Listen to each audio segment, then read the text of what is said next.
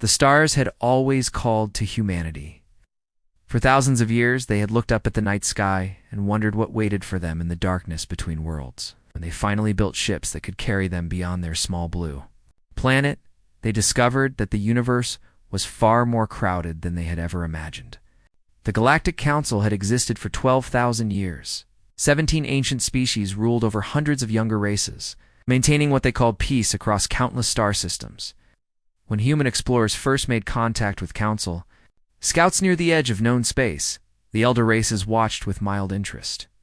Another young species had crawled out of their cradle world. It happened every few centuries. The pattern was always the same. Admiral Catherine Cole remembered the excitement of those early days. She had been a young officer then, full of hope about humanity's place among the stars. The Council had seemed like wise guardians, offering guidance and protection to newcomers. It had taken years for her to understand the truth hidden beneath their gentle words. She stood now on the bridge of the diplomatic vessel Endurance. Through the latest demands from the Council negotiators, 3 years of peace talks had led to this moment, and the document in her hands made her stomach turn. Lieutenant Marcus Webb approached her with a cup of coffee, his face showing the same frustration she felt. He was a good officer, loyal and sharp, and he had been with her through every round of these exhausting negotiations. "Another revision from the Council?" he asked. Catherine nodded slowly. "They want us to dismantle our orbital defense platforms around Earth and the colony worlds. They want full access to our genetic databases. They want to station their peacekeepers on every human world with a population over 1 million. Marcus set down the coffee cup harder than necessary. "That's not a peace treaty. That's a surrender document. They're calling it Standard Integration Protocol. Every species that joins the Council goes through it." "How has that worked out for those species?" Catherine did not answer immediately. She walked to the observation window and stared out at the stars. She thought about the Valrani, who had once been fierce warriors with a proud culture stretching back millennia. The Council had pacified them, taken their weapons, and scattered them across the galaxy as laborers. She thought about the Kiraishi, brilliant engineers whose technology had once rivaled the elder races. The Council had convinced them to share their innovations freely, then absorbed everything they had while leaving them dependent and weak. Integration was not partnership. It was slow death wrapped in pleasant words. "I spoke with Secretary Perry this morning," Catherine said quietly. "Earth has been reviewing the same documents. The President and the Cabinet have reached a decision." Marcus stepped closer. "What decision?" "We're pulling out of the negotiations." The words hung in the air between them. Marcus let out a long breath. "The Council won't accept that. They've never had a species refuse integration, and they're about to have their first." Catherine turned to face him. "Came to these talks in good faith, Marcus. We wanted to find our place in the galaxy. We were willing to compromise, to adapt, to learn. But there's a difference between compromise and surrender." Up the datapad containing the Council's demands and handed it to him. "Read section 14. The part about cultural preservation." Marcus scrolled through the document, his expression growing darker with each line. "They want approval rights over our educational systems, our media, our art." He looked up. "They want to decide what our children learn about human history. They call it harmonization, making sure our culture aligns with Council values."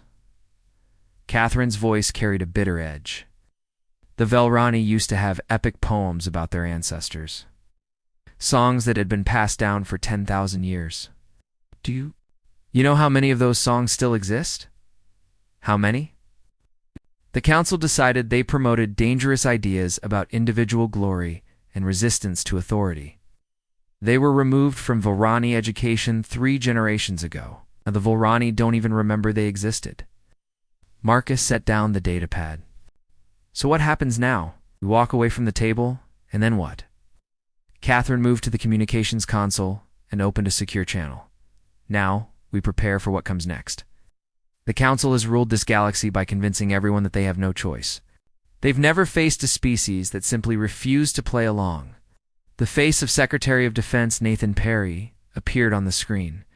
He was an older man with gray hair and tired eyes, but there was steel in his voice when he spoke. "Admiral Cole, I assume you've reviewed the final terms?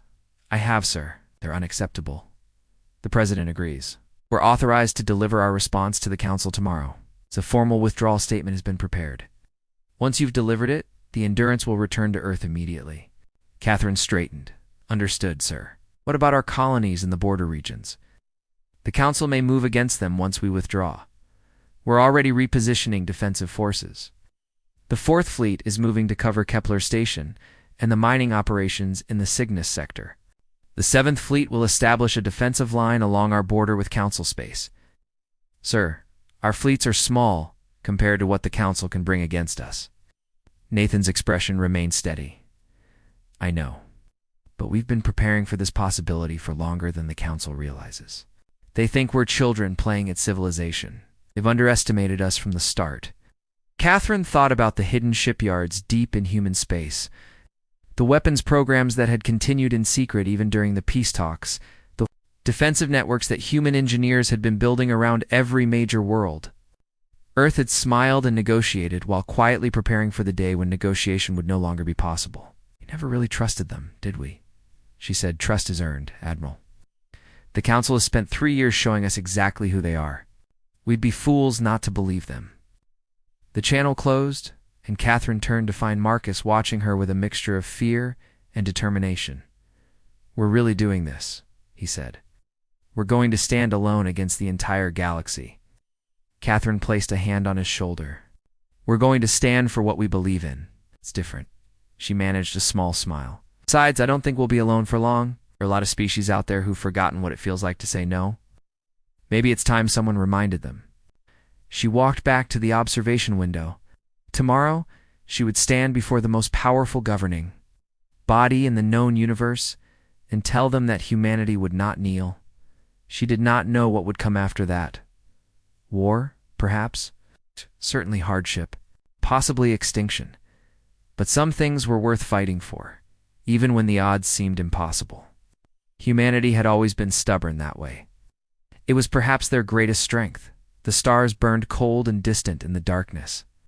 But Catherine looked at them without fear. Whatever waited out there among those distant suns, humanity would face it standing tall. They had no other choice. They had never learned how to do anything else.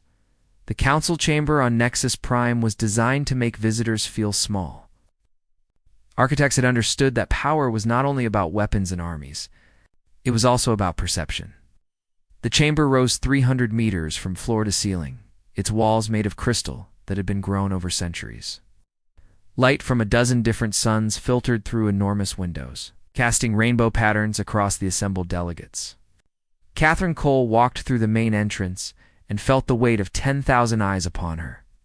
Representatives from across the galaxy filled the tiered seating that surrounded the central speaking platform. Some were humanoid in shape, others were so alien that she could barely comprehend their forms. All of them watched her with expressions ranging from curiosity to contempt. She had chosen her clothing carefully. The council expected her to wear formal diplomatic attire, the kind of elaborate costume that visiting species usually adopted to show respect. Instead, she wore her working uniform, the simple blue suit of an active naval officer. It was a small rebellion, but the delegates noticed. Whispers rippled through the chamber. High Arbiter Vorenthal, of the Dominari Collective, rose from his elevated seat at the front of the chamber. His species had been among the founding races of the Council, and his position made him one of the most powerful beings in the galaxy. He was tall and thin, with gray skin that seemed to absorb light rather than reflect it. His eyes were solid black, showing no emotion. The human delegation has requested time to address the Council, Vorenthal announced. His voice was translated automatically into thousands of languages simultaneously. Admiral Catherine Cole, representative of the United Earth Government, you may speak. Catherine walked to the central platform. She carried no notes, no data pad, no prepared statement. She had memorized what she needed to say. She wanted to look them in the eyes when she said it. Distinguished members of the Galactic Council, she began, her voice steady and clear. I want to thank you for these 3 years of negotiation. We have learned a great deal. She paused and looked around the chamber. In the upper tiers, she could see representatives of the younger races, the species that had been integrated in recent centuries. Most of them kept their eyes down, trained by Jen.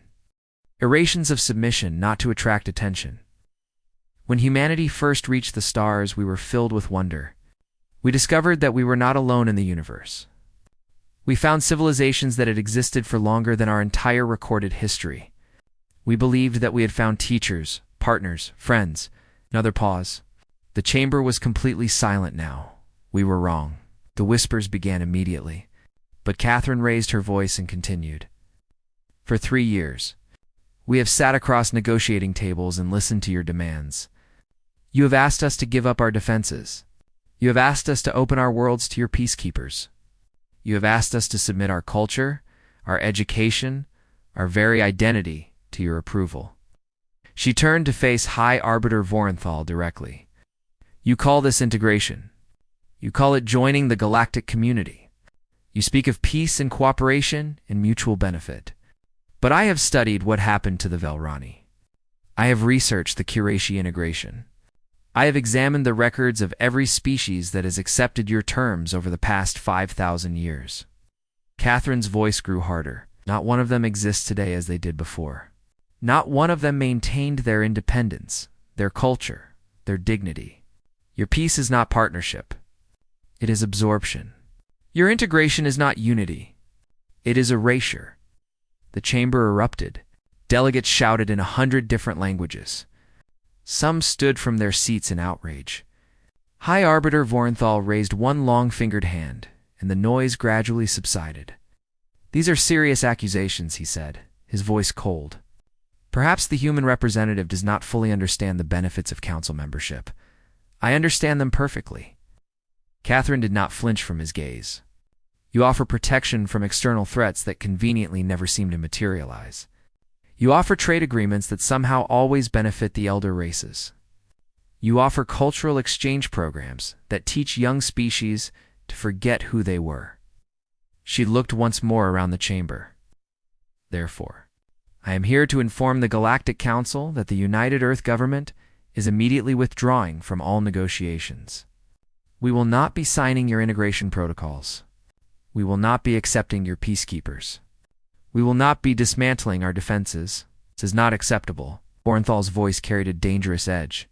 No species has ever refused integration. Then we will be the first. Catherine turned and began walking toward the exit. Behind her, the chamber descended into chaos. Delegates shouted at each other. Several rose to block her path, but hesitated when they saw the determination in her eyes.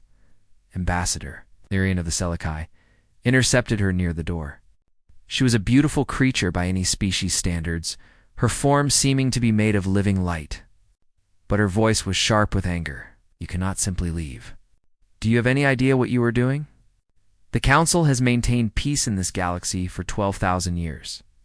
Without our guidance, your species will destroy itself within a century. Catherine stopped and studied the ambassador. Tell me, Lyrian, what were the Selikai before they joined the Council? The question seemed to catch the ambassador off guard. We have always been. You were explorers, Catherine said softly. Your ships traveled farther than any other species.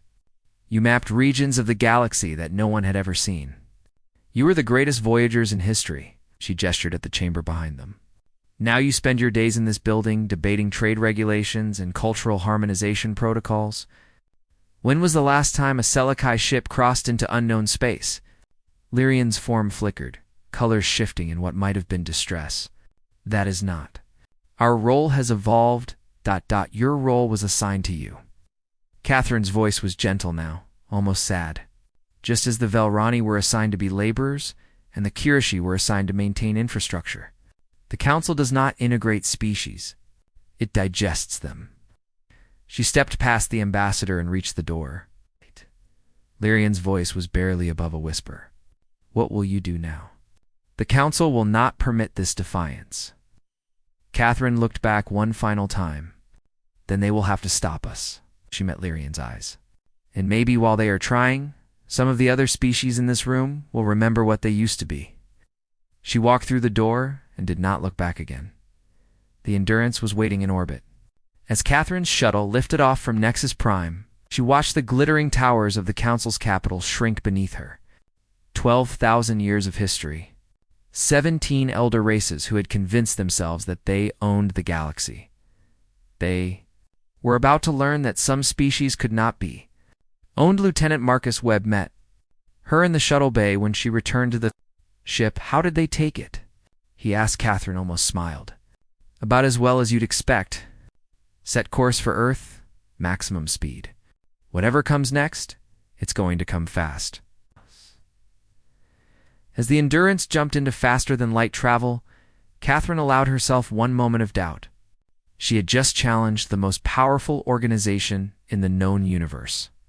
Humanity was small, young, and alone, but they were free, and they intended to stay that way. News traveled fast among the stars. Within hours of Catherine Cole's departure from Nexus Prime, recordings of her speech had spread to thousands of worlds. The Council tried to suppress the footage, but information was difficult to control in an age of instant communication. By the end of the first day, billions of beings across the galaxy had watched a human stand before the High Arbiter and refused to bow. On the factory world of Velros 7, a Velrani worker named Keth paused at his station when the message reached him. The assembly line continued moving around him, but he stood frozen, watching the small screen on his wrist communicator. The human woman's words played through his translator, and something stirred in his chest that he could not name. The Valrani had been warriors once. Keth's grandfather had told him stories about the old days. Before integration, when his people had built their own ships and sailed between the stars as free beings. Those stories had always seemed like myths. Legends from a time so distant that it might as well have never existed. But here was a human saying the same words that lived in those old stories. Freedom, independence, dignity, words that the Council had taught them to forget. A supervisor approached. A Dominari with cold eyes and a rigid spine. "Return to your station. Non-essential communications are not permitted during work hours." Keth looked at the supervisor for a long moment. Then he looked at the workers around him, hundreds of Velrani bent over their machines, building components for ships they would never be allowed to fly. "Did you see it?" Keth asked. "The human speech?" The supervisor's expression hardened. "That transmission has been classified as dangerous propaganda. Viewing or discussing it is now prohibited." She said no. Keth's voice was soft, wondering. She looked at the High Arbiter and told him no. Enough. The supervisor stepped closer, his hand moving toward the control rod at his belt. "Return to work immediately, or you will be reassigned to the mining colonies." Keth should have been afraid. The mining colonies were death sentences, brutal labor and toxic environments where few workers survived more than a few years. But as he stood there, watching the supervisor's hand move toward his weapon, something broke inside him. Not his spirit, but rather the chains that had bound it. No. The word felt strange in his mouth. He could not remember ever saying it to his superior before. The supervisor struck him across the face with the control rod. Pain exploded through Keth's skull, and he fell to his knees. Around them, the other workers had stopped. Hundreds of eyes watched the scene unfold. "You will submit," the supervisor said, raising the rod again. But Keth was looking past him at the faces of his people. He saw something in their eyes that had not been there before. A spark. A question. If this human could stand against the Council, if one young species could refuse to kneel, then what did that mean for them? "My grandfather told me stories," Keth said, blood running down his face. "He said our ancestors knew how to fight." The supervisor brought the rod down again, but this time Keth caught it. His hand closed around the weapon with strength he had not known he possessed. The supervisor tried to pull away, but Keth held firm. "I think," Keth said quietly, "it is time we remembered." Similar scenes played out across the galaxy in the days that followed. On the agricultural world of Serenus, for the Irani farmhands who had grown food for Council worlds for 3 centuries began holding secret meetings in the fields. They passed around recordings of the human speech and asked each other questions that their parents and grandparents had learned never to ask. A. Young Irani named Tevik emerged as a leader among them. He had been born on Serenus for raised to believe that his people's role was to serve, but he had also inherited old books from his grandmother. Hidden texts that spoke of a time when the Irani had been philosophers and artists. "The council tells us we are farmers because we are suited for it," Tevik said to the gathering in the fields. "But my grandmother's books say we chose to be thinkers and dreamers long before the council existed. They did not discover our purpose. They assigned it to us." On the engineering stations above Kirashi Prime, technicians who had maintained council infrastructure for generations began to dig through restricted archives. The Kirashi had once been inventors without equal, creators of technology that had amazed even the elder races. Integration had taken that from them, channeling their talents into maintaining systems designed by others rather than creating their own. A Kirashi engineer named Sorith found something in those archives that changed everything. Hidden in old files that had not been accessed in centuries, she discovered blueprints for ships her ancestors had designed before integration. The technology was revolutionary even by modern standards. "They told us we had nothing to offer," Sorith whispered, staring at the schematics. "They said we needed their guidance. But look at this. Look at what we could build." She shared her discovery with others. Within weeks, Kirashi engineers across the galaxy were passing around the old designs, remembering what their people had been capable of before the council convinced them they were helpless. The council watched these developments with growing alarm. High Arbiter Vorenthal convened emergency meetings to discuss the spreading unrest. "This is the fault of the humans," Councillor Dreth of the Makari Imperium declared. "They have infected the younger races with dangerous ideas." "The ideas were always there," Ambassador Lyrian said quietly. She had not been the same since her encounter with the human admiral. "We simply taught them to suppress those ideas. Now they are remembering." "Then we must remind them why they submitted in the first place," Vorenthal said. "Assemble the pacification fleet. We will deal with the humans first. Once they are crushed, the other species will understand that resistance is futile." But across the galaxy, species that had been quiet for centuries were beginning to stir. The Valrani shared stories of their warrior past through secret channels. The Irani debated philosophy in their fields for the first time in generations. The Kirashi studied ancient blueprints and dreamed of building again, and on 1,000 worlds. Beings who had forgotten what it meant to be free watched recordings of a human woman walking away from the council, and they wondered if perhaps they could do the same. Catherine Cole had not started a war. She had started something far more dangerous. She had started an awakening. The council had ruled through the belief that resistance was impossible. Now that belief was crumbling. And once a population stopped believing in their chains, those chains became very difficult to maintain. On Earth, Admiral Cole received reports of the unrest spreading across council space. She stood in the command center of the newly constructed orbital defense station and read the intelligence briefings with a mix of hope and fear. "We've started something," Marcus Webb said, standing beside her. "Yes." Catherine set down the reports. "Let's hope we can finish it." Outside the station windows, human shipyards worked around the clock, building the fleet that would be needed for what was coming. They were still outnumbered, still outmatched by the ancient power of the council. But they were no longer alone. The galaxy was waking up, and nothing would ever be the same. The pacification fleet had not been deployed in 800 years. The last species to face it had been the Norvaki, a proud civilization that had dared to question council authority. The Norvaki no longer existed. Their worlds had been reduced to monuments of council power, empty ruins that served as warnings to any who might consider defiance. High Arbiter. Vorenthal stood on the observation deck of his flagship, the Eternal Judgment, and watched as 12,000 warships gathered in formation around him. Each vessel was massive, bristling with weapons that had been refined over millennia of conquest. The combined firepower of the fleet could reduce a planet to molten slag in hours. "Status report," he commanded. His fleet admiral, a Makari named Vex, stepped forward. "All ships are in position, High Arbiter. We have full combat readiness across all squadrons. The human territory lies 3 days' travel through the Valdris corridor, their fleet strength? Intelligence suggests fewer than 400 combat-capable vessels. Most are small patrol craft. They have perhaps 50 capital ships that could pose any threat. Vorenthal allowed himself a thin smile.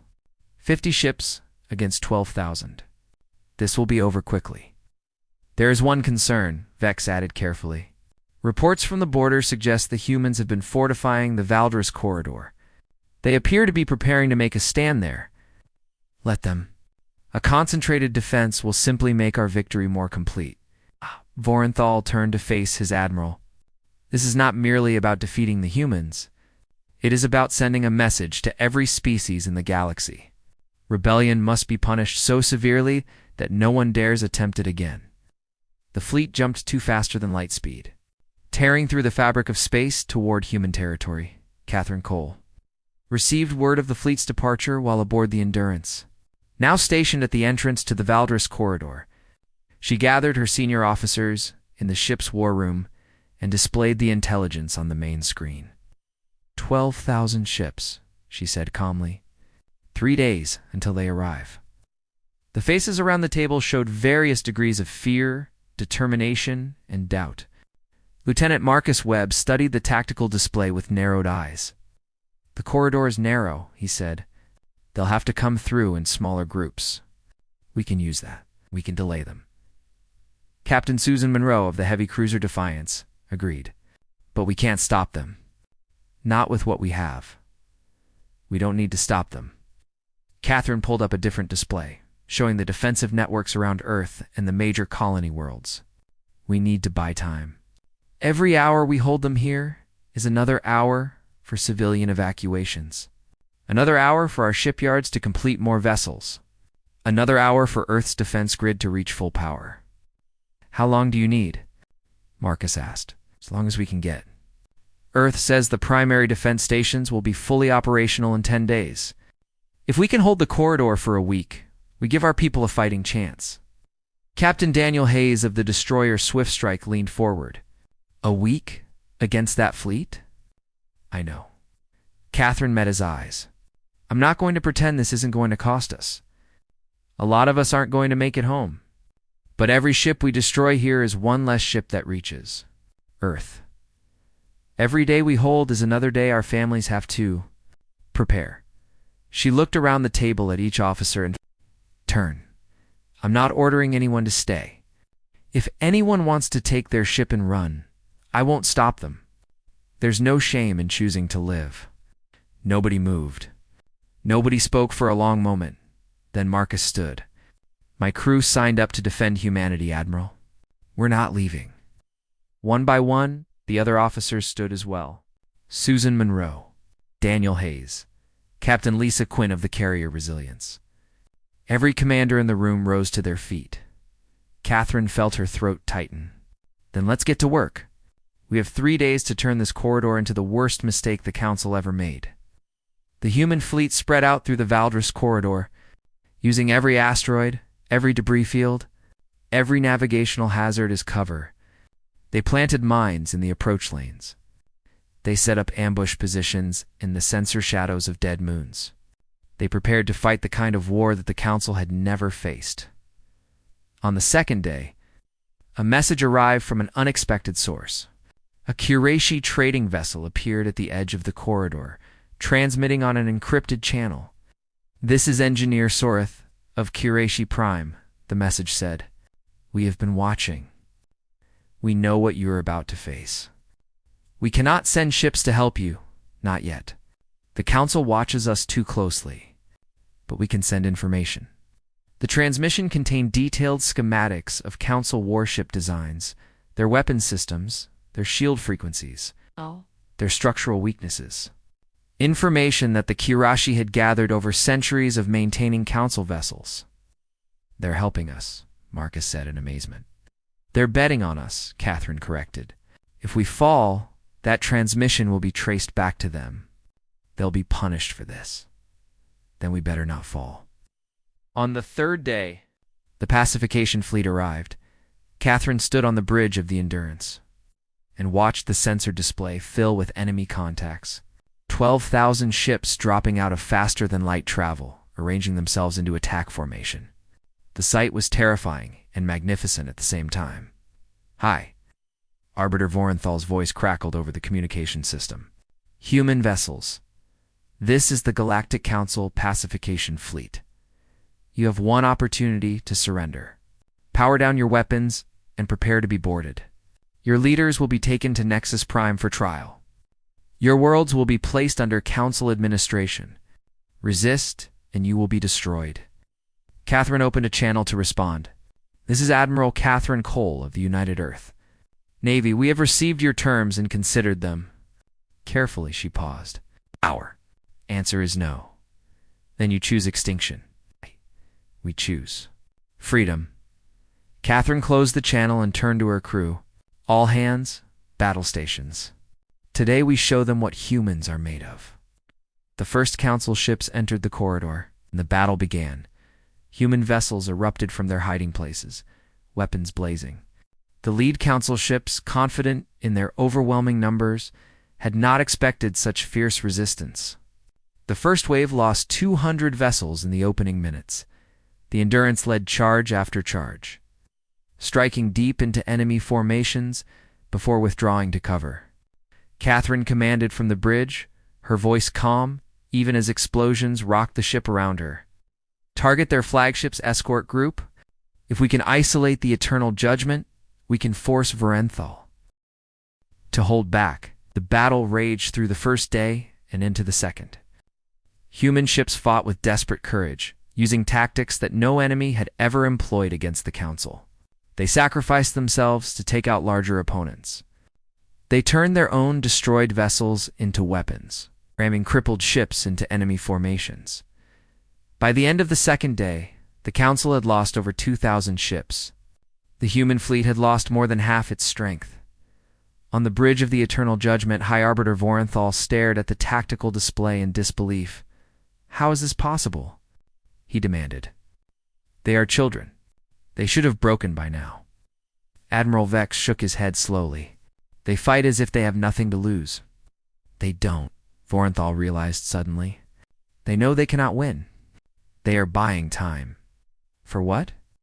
Vorenthal's expression hardened. "It doesn't matter. Press the attack. Destroy them all." The Council fleet pushed forward with renewed fury. But in the narrow corridor, their numbers meant less than they should have. Human ships continued to fight, continued to die, continued to make the Council pay for every meter of space. Catherine Cole watched her fleet diminish on the tactical display, watched brave men and women sacrifice themselves to hold the line just a little longer. She thought about Earth, about the families waiting there, about everything humanity had built and everything they still hoped to become. They were losing. She had known they would. But they were also teaching the galaxy a lesson that would never be forgotten. Humans did not know how to surrender. The battle for the Valdris corridor lasted 6 days. By the 4th day, the human fleet had been reduced to fewer than 100 ships. The Endurance had taken heavy damage, with entire sections open to vacuum and fires burning in the lower decks. But Catherine Cole remained on the bridge, directing what remained of her forces with the same calm determination. She had shown from the beginning, Lieutenant Marcus Webb had not slept in 3 days. None of them had. There was no time for rest, no space for despair. Every moment brought another attack, another desperate defense. Another group of brave sailors giving their lives to hold the line. "Admiral, the Swift Strike is reporting critical damage," Marcus said, his voice hoarse. "Captain Hayes is requesting permission to withdraw." Catherine checked the tactical display. The Swift Strike was in the thick of the fighting, holding a crucial position that prevented the Council ships from flanking the remaining human forces. If it withdrew, the entire formation would collapse. "Tell Captain Hayes to hold position," she said quietly. "Tell him help is coming." She opened a channel to the carrier Resilience. "Captain Quinn, can you get a fighter squadron to the Swift Strike's position?" Lisa Quinn's voice came back, strained but steady. "We have 12 fighters left, Admiral. I'll send them all." The fighters launched and streaked toward the Swift Strike, buying precious minutes with their sacrifice. Catherine watched the tiny dots on her display disappear one by one as Council ships overwhelmed them. On the fifth day, the Council fleet broke through the main defensive line. The remaining human ships fell back to their secondary positions, fighting every step of the way. The Defiance took a direct hit to its reactor and exploded, taking Captain Susan Monroe and her entire crew with it. The explosion also destroyed 3 Council battleships that had been closing in for the kill. Catherine felt each loss like a physical blow. But she did not allow herself to grieve. There would be time for grief later, if any of them survived. By the 6th day, the Endurance was one of only 7 human ships still fighting. The Council fleet had lost over 5,000 vessels, a number that would have seemed impossible before the battle began. But they still had 7,000 ships remaining, more than enough to crush what was left of human resistance. "Hi, Arbiter." Barenthal finally transmitted directly to the Endurance. His image appeared on the main screen, and Catherine could see that he was no longer confident. His expression showed something that might have been fear. "You have fought bravely," he said. "More bravely than any species we have ever faced. But it is over now. Surrender, and I will spare your remaining ships." Catherine looked at him for a long moment. Behind her, her surviving crew watched in exhausted silence. "Let me tell you something, Barenthal," she said finally. "Right now, across the galaxy, other species are watching this battle. They're seeing humans die by the thousands, but they're also seeing Council ships burn. They're seeing that your great pacification fleet can be hurt." She leaned forward. "Even if you destroy us here, you've already lost. Because they know now. They know that resistance isn't futile. They know that the Council can bleed." Vorenthal's expression darkened. "You are about to die, Admiral. What does it matter what others believe? It matters because we're not fighting for ourselves anymore. We're fighting for everyone you've ever conquered. Every species you've absorbed. Every culture you've erased." Catherine smiled, and there was no fear in it. "We're showing them that someone was willing to stand up, and that's something you can never take back." She closed the channel and turned to Marcus. "All hands, prepare for final combat operations. Admiral." Marcus's voice was barely a whisper. "It's been an honor. The honor has been mine, Lieutenant." The Endurance surged forward into the enemy fleet, its remaining weapons blazing. Around it, the last 6 human ships followed. A final desperate charge against impossible odds. Catherine Cole's last transmission was broadcast on every frequency, ensuring that it would be received across the galaxy. "This is Admiral Cole to any ship in range. The Endurance is going down, but we're taking as many of them with us as we can. To Earth, keep fighting. To the galaxy, we hope you're watching. Humanity doesn't kneel." The Endurance died in a ball of fire that consumed 4 Council battleships. The human fleet was destroyed, but the battle was not over.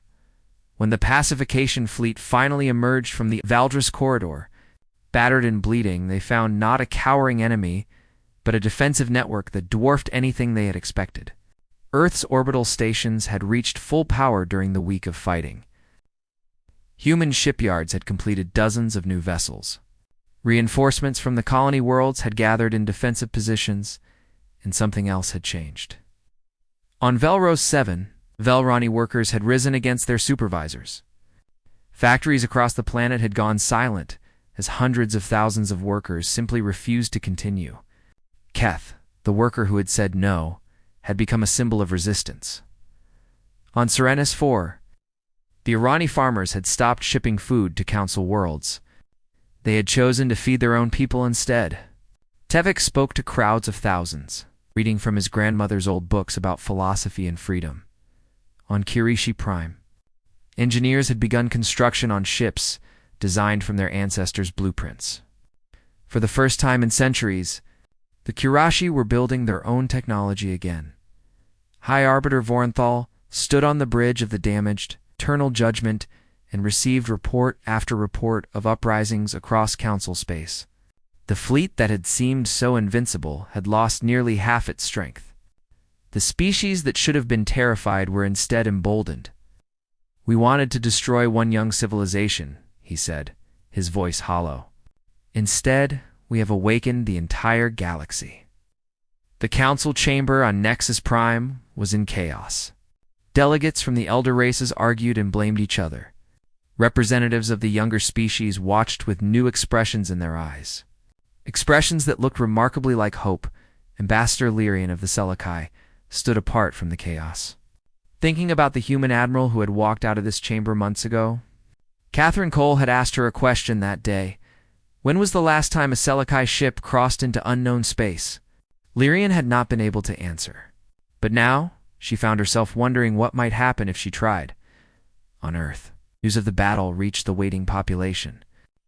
They learned that Admiral Cole and her fleet had held the corridor for 6 days, far longer than anyone had thought possible.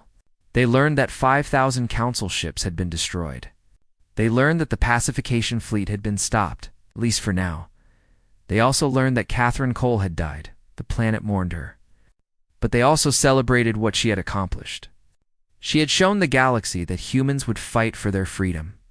She had inspired other species to remember their own strength. She had changed everything in the months that followed. The council struggled to maintain control. Rebellions spread across their territory. The Velrani, the Irani, the Qurayshi, and dozens of other species demanded the freedoms that humanity had fought for. The elder races discovered that their power had been built on belief, and that belief was crumbling. Secretary Nathan Perry addressed the people of Earth from the rebuilt command center. Admiral Cole gave her life so that we could live free. We will honor her sacrifice by never surrendering that freedom. But more than that, we will help others claim the same right. He looked into the cameras. Knowing that his words were being broadcast to every corner of human space and beyond, to the species of this galaxy who have been watching us, we say this: you are not alone. You do not have to accept what the Council has told you. You have the right to determine your own destiny, and humanity will stand with anyone who chooses to claim that right. The message spread across the galaxy. In the dark,